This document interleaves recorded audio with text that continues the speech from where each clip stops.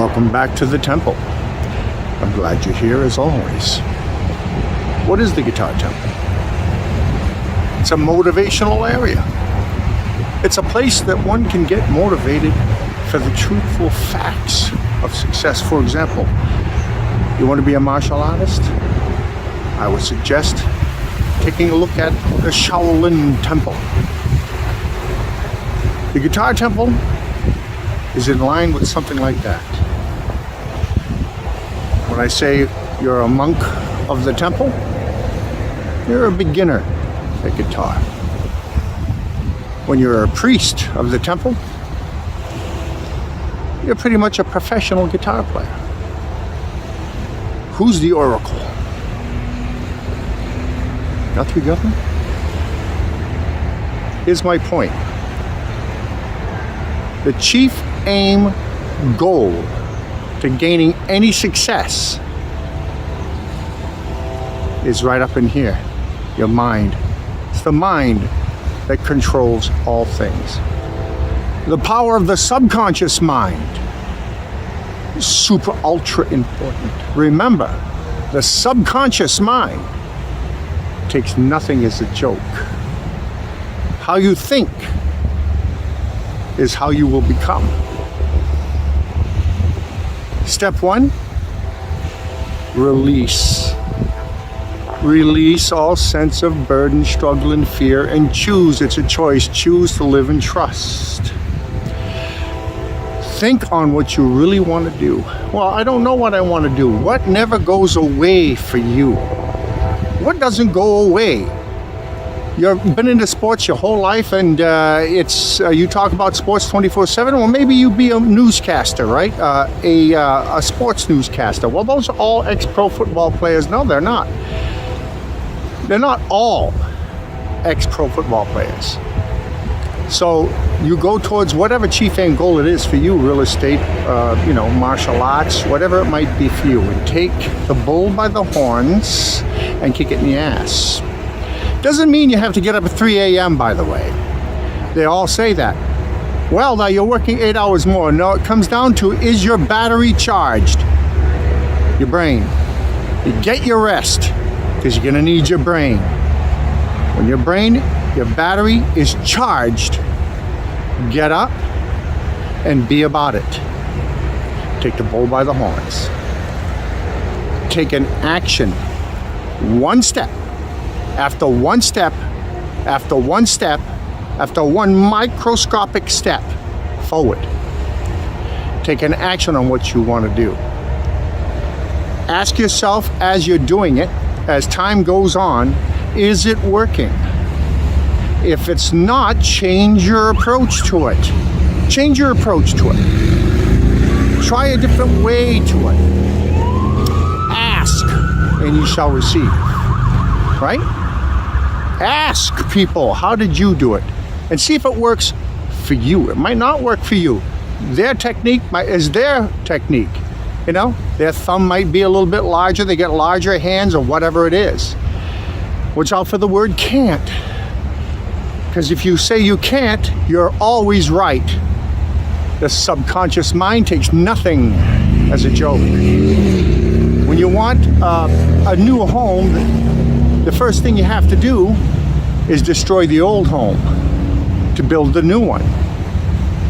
Get rid of what is bad and keep everything that is good. Everything that you feel that is a positive thing and a positive memory to you, hold on to that and think on it periodically. But the negative past, things that make you feel down, that needs to go away.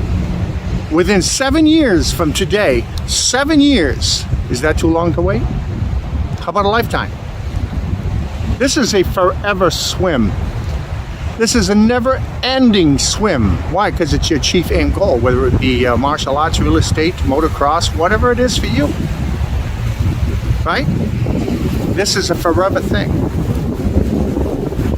If you choose, and you have made a conscious choice to go in a certain direction,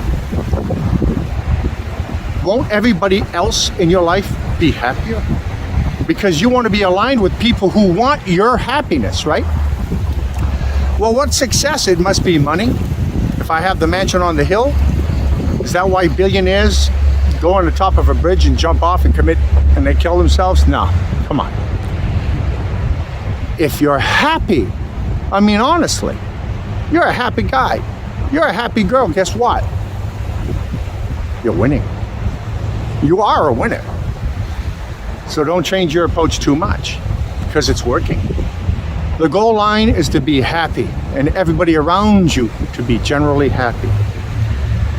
You have to push like you've never pushed before. You have to push, P-U-S-H, persist until something happens, and then amplify that, okay? Tell yourself, I am going to that spot where I want to be, whatever it might be.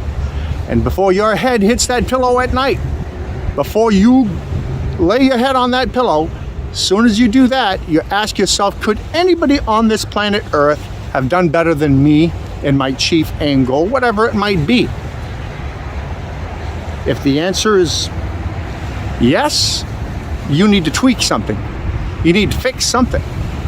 Change your approach to it and try a different way. But if your answer is there's nobody that could beat me today, I'll tell you that much, unless they were totally insane, guess what? You're winning.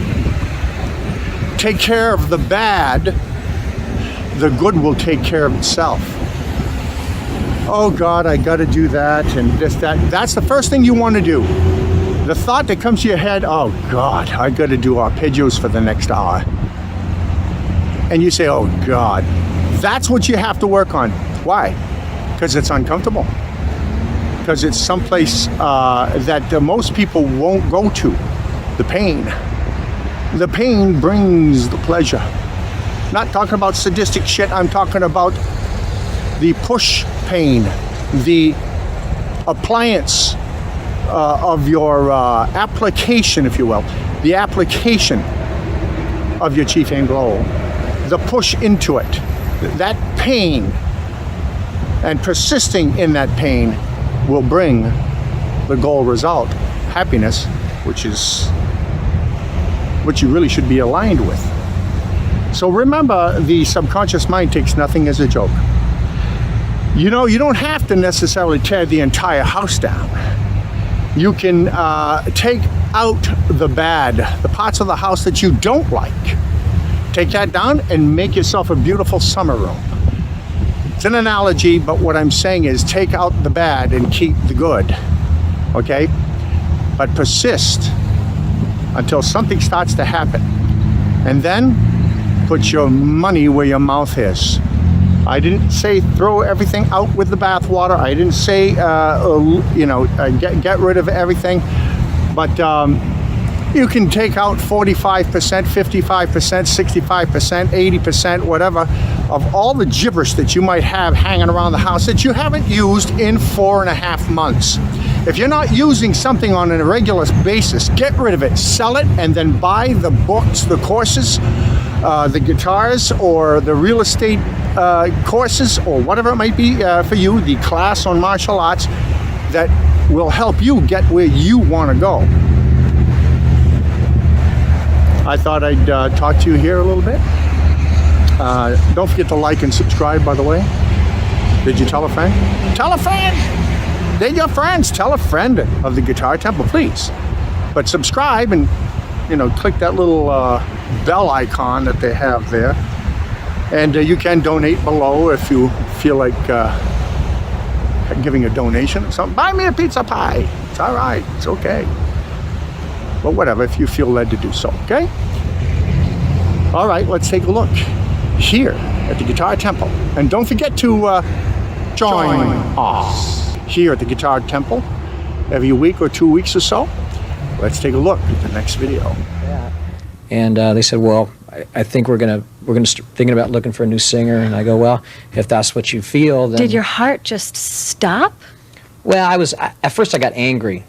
That was my first reaction. And then I just said, well, if that's what you guys want, then go ahead.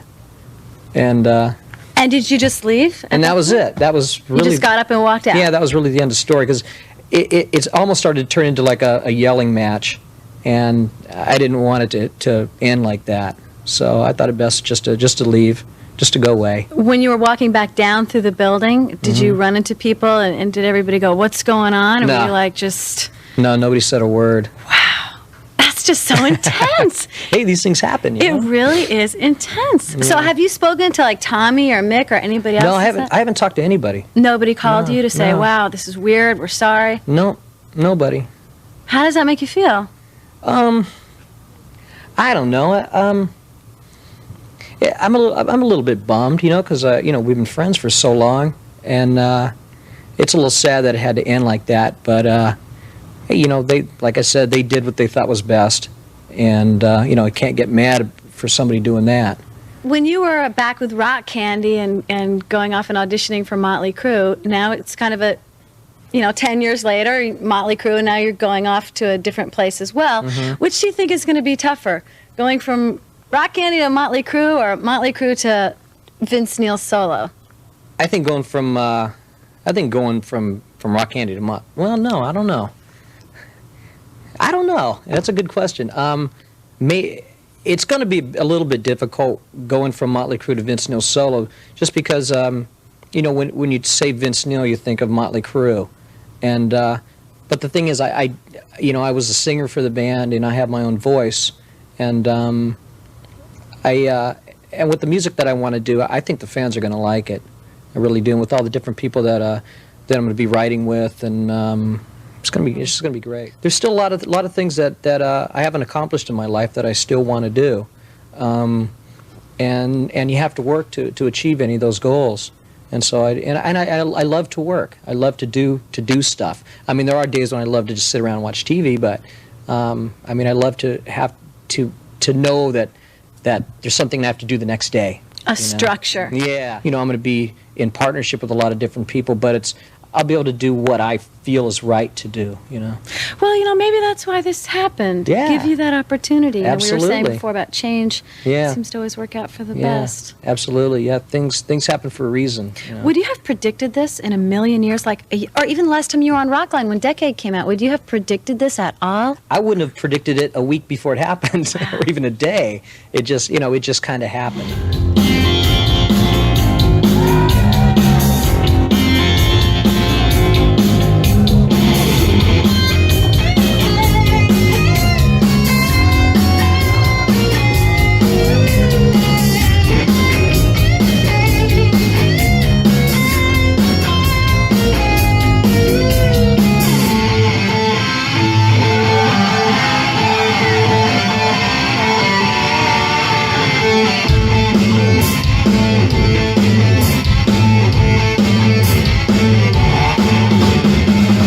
I started playing guitar at the age of 7, and I loved TV just like everyone else growing up. And I would watch Happy Days and Laverne and Shirley and Brady Bunch, and then my parents would always watch Hee Haw. And everything comes to when you're a young child. Your brain develops in what you want to do, what you like, what you don't like. And I remember I would grew up with TV, so I would watch these shows, and I remember seeing this young boy. He was probably he was probably a little older than me, but he was an incredible banjo player. I was like, whoa, this is incredible. And I knew I wanted to play electric guitar, so I thought, well, instead of banjo, I'll play electric guitar. And I saw these guys playing these electric guitars, and they were all shaped like, they were all Telecasters. So that's the reason I play Telecasters, is because of that TV show. And I was so obsessed with playing guitar, and my hands were very small, but I had to get the chords, and I would stay home from school and I would practice.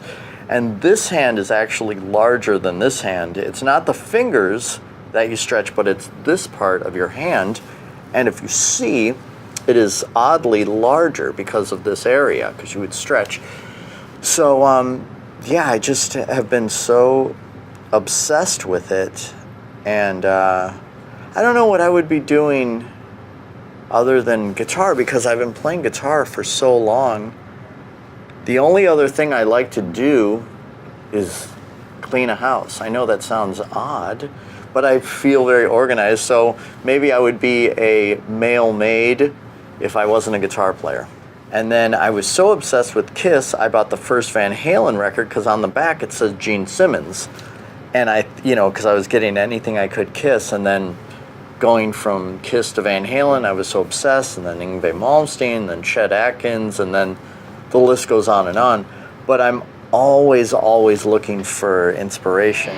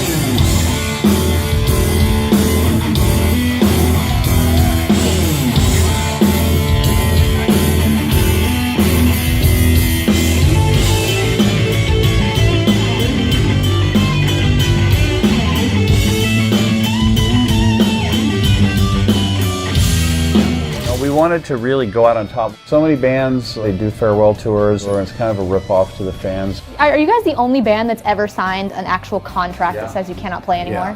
How can we confirm this in writing, like that this is no joke? And like we had went to corporate lawyers. We're calling it a cessation of touring. I think what's going to be interesting is after this, the next band that comes out and goes, hey, we're doing a farewell tour. Well, where's the contract? Like Motley, where's your contract? Obviously, like, you guys just lived that whole road life with the partying. Does it make you sad to kind of call that quits? We have a retirement home that we're going to all move to, and has a strip club in it. Please tell me. I'm coming.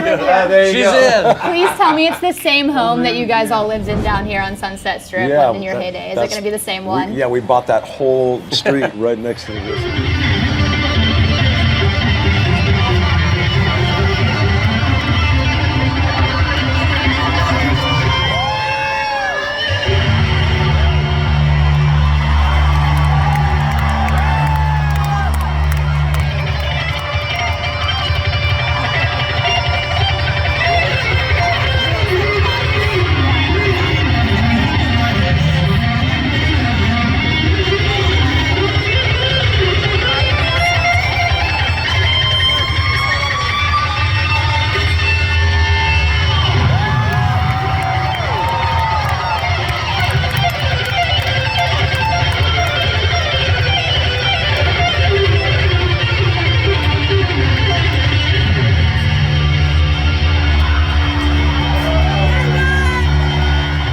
Congratulations. So I think everyone wonders when they see someone who's achieved the level of success you have in working with these artists, many artists that you played as a session player with. How do you get those gigs? What is the preparation process like to be able to show up and do those gigs? I think people will just say, "Oh, I know this guy that will do this session, and he knows this kind of style, or he knows that." I think it's really just a word of mouth, and knowing producers or the other musicians or things like that. Like with Skinnerd, that came through my publishing, Chrysalis Music Publishing, or Desmond Child hooked me up with Scorpions and Meatloaf, and then, things like that. So Ricky Martin. So it is kind of like a word of mouth, but I'm a fan of all these artists, so I'll know to play, okay, I know how to play this kind of style or that kind of style for the certain kind of sessions I'm doing. Right. So part of it then is that preparation, though, that you did at some point to learn all those styles and to study all of that. Right, exactly. Here's Vlad. Hey, buddy. We're going to have him answer a couple questions. There you go. What do you have to say? So yeah, it's I love doing it. I love doing it. It's great. I love doing the sessions because you're kind of like in a different band every day, So I used to do them all the time, and I think my first one was John Wetton from UK. Sure. And UK and Asia and all that stuff, and King Crimson, and it was so great. Really a lot of fun. Right. Yeah, I imagine so. And then it just escalated from there. Right.